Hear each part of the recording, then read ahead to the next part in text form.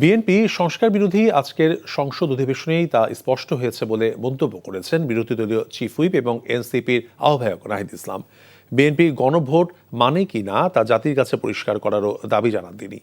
রাজধানীর কাকরাইলে diploma engineering ইনস্টিটিউটে আল্লামা Sayeedi foundation আয়োজিত মানবিক এবং শান্তিময় সমাজ গঠনে রমজানের ভূমিকা শীর্ষক আলোচনা সভা এবং ইফতার মাহফিলে তিনি এসব কথা বলেন। নাহিদ ইসলাম অভিযোগ করেন, জুলাই সনদ উপেক্ষা করে সংবিধানকে নিজেদের মতো ব্যবহার করছে বিএনপি। গণভোটের রায় অনুযায়ী সংস্কার না হলে রাজপথ এবং সংসদে গণপ্রতিরোধ গড়ে তোলারও হুঁশিয়ারি দেন তিনি। এ সময় ফ্যাসিস্ট আমলে আল্লামা দেলোয়ার হোসেন সাঈদী সহ বিচারিক হত্যাকাণ্ডের শিকারদের আত্মার মাগফিরাত কামনা করেন তিনি। অনুষ্ঠানে ঢাকায় সাঈদী ফাউন্ডেশন প্রতিষ্ঠারও কথা জানান জামায়াতের সেক্রেটারি জেনারেল মিয়া গোলাম পরোয়ার।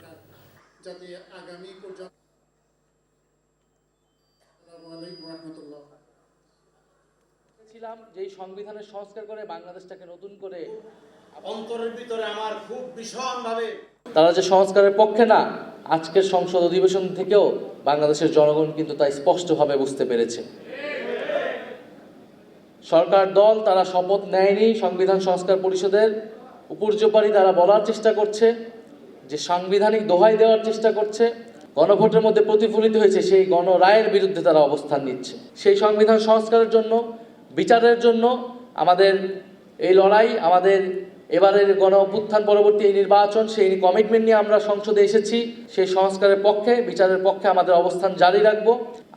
আমরা সবাই মিলে রাজপথের প্রস্তুতি আমাদেরকে রাখতে হবে।